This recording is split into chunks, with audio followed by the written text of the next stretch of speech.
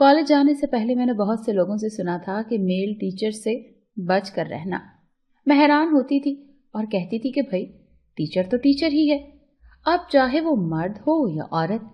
میری اس بات پر سب مجھے پاگل سمجھتے اور کہتے کہ جب تمہارے ساتھ کچھ ہوگا تب تمہیں عقل آئے گی، لیکن میں سوچ کر بات جھٹک دیتی کہ انسان کا اپنا کردار ٹھیک ہونا چاہیے۔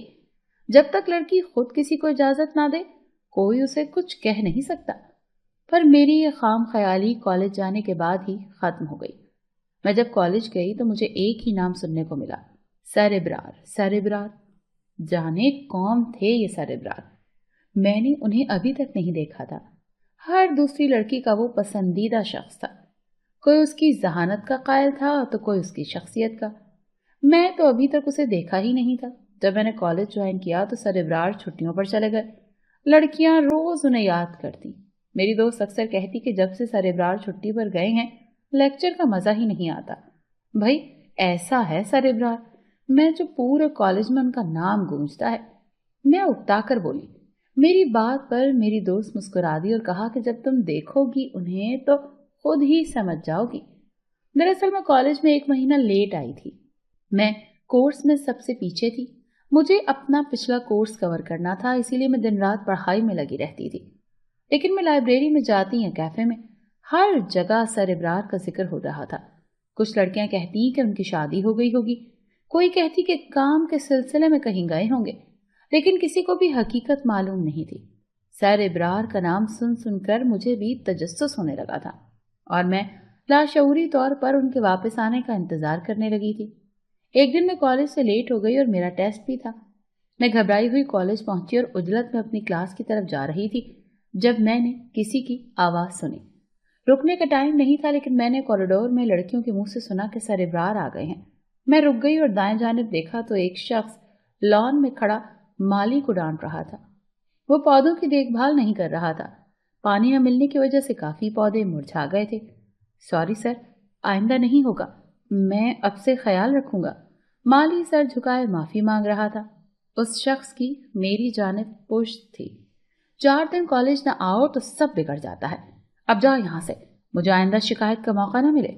وہ غصے سے بولا تو مالی نے وہاں سے بھاگنے میں ہی عافیت جانی۔ اس کی پشت میری جانب تھی۔ جانے کیوں میرا دل کہہ رہا تھا کہ وہ شخص ہی سر ابرار تھا۔ اس کی میری جانب پشت تھی اور میں دھڑکتے دل کے ساتھ اس کے پلٹنے کا انتظار کرنے لگی۔ بلاخر اس نے پلٹ کر دیکھا۔ وہ 35 سے 40 سال کا ایک خوبرو شخصیت کا مالک شخص تھا۔ ڈریس پینٹ میں ملبوس وہ ہر چیز کا جائزہ لے رہا تھا۔ پہلی ہی نظر میں جان گئی کہ وہ کھڑوس تھا۔ کلاس میں آئی تو ٹیسٹ شروع ہو چکا تھا۔ مجھے حیرت ہوئی اور غصہ بھی آیا کہ آج میں لیٹ کیا ہوئی۔ میڈم نے بھی جلدی سے ٹیسٹ لے لیا اور پھر میں نے جیسے تیسے کر کے ٹیسٹ دیا۔ 2 سوال رہ گئے تھے۔ میرا موڈ بری طرح سے خراب ہو چکا تھا۔ ٹیسٹ کے بعد میں نے اپنی دوست سے کہا کہ آج ہی میڈم نے جلدی ٹیسٹ لینا تھا کیا؟ اس پر وہ بولی کہ کالج کا پرنسپل واپس آ گیا ہے، اب تو ہر کام وقت پر ہوگا۔ پرنسپل؟ پرنسپل کون؟ میں نے حیرانی سے پوچھا۔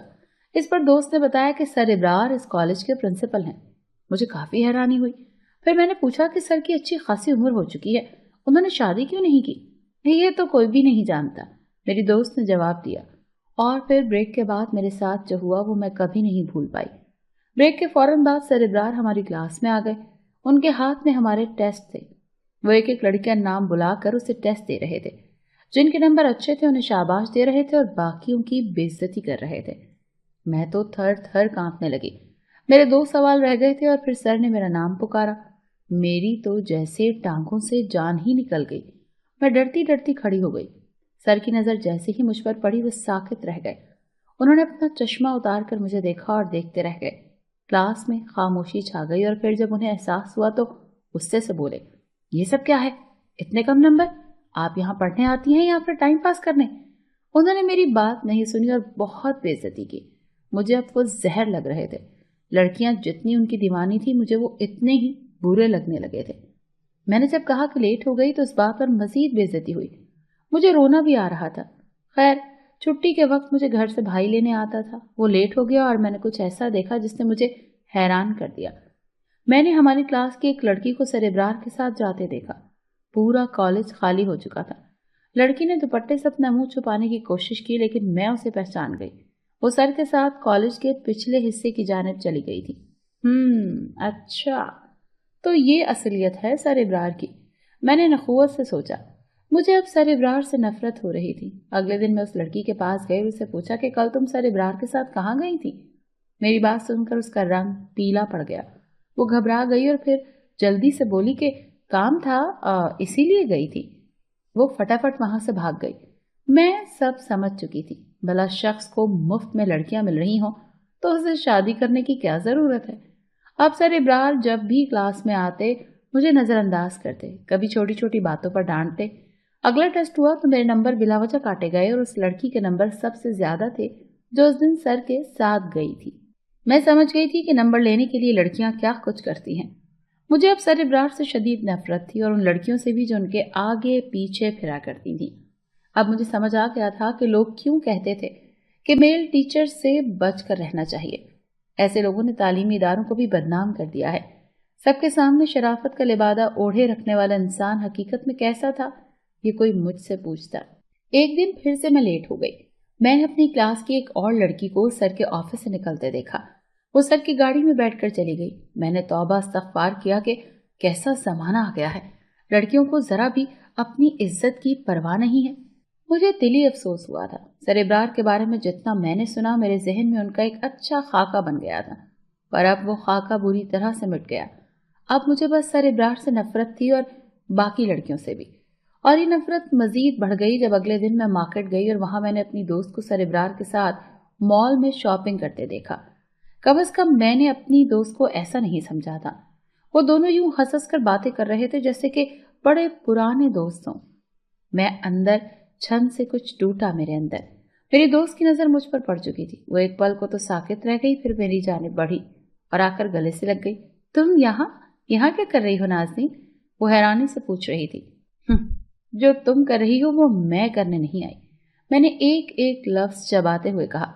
میری نظریں سر ابرار پر جمی تھیں جو مجھ سے نظریں چرائے کھڑے تھے۔ میری بات سن کر میری دوست کا رنگ فاق ہوا۔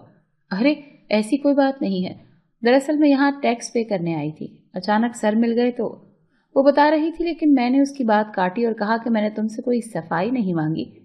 میں ان دونوں کو وہیں چھوڑ کر واپس پلٹ آئی۔ اگلے 2 دن میں کالج نہ جا سکی۔ میری طبیعت کافی خراب ہو گئی تھی، تیز بخار اور بلڈ پریشر ہائی تھا۔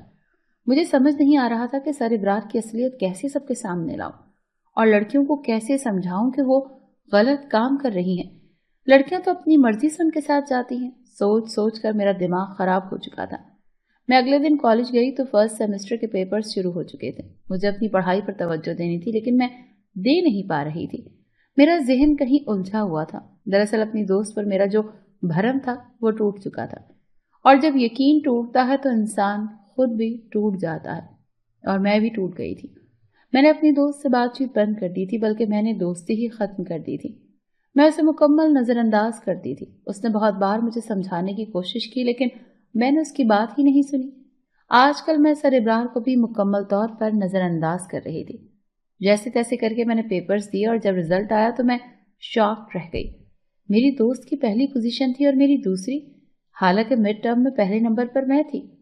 رزلٹ جیسے ہی اناؤنس ہوا میرے تو جسم میں جیسے آگ لگ گئی۔ میں جانتی تھی کہ میری دوست کو پہلی پوزیشن کیوں دی گئی ہے۔ میرا دماغ پوری طرح سے گھوم چکا تھا۔ میں بنا کچھ سوچے سمجھے سر ابرار کے آفس پہنچ گئی۔ وہ مجھے اپنے آفس میں دیکھ کر حیران رہ گیا۔ کیا ہوا نازنین، سب ٹھیک ہے نا؟ انہوں نے پریشانی سے پوچھا۔ ایسے کون سا ٹیکس لیتے ہیں آپ لڑکیوں سے جو بدلے میں انہیں اچھے مارکس دیتے ہیں؟ میں نے غصے اور بدتمیزی کی تمام حدیں پار کرتے ہوئے پوچھا۔ میری بات سر کی بھویں سکڑ گئی۔ کیا مطلب؟ وہ اپنی جگہ سے کھڑے ہوئے۔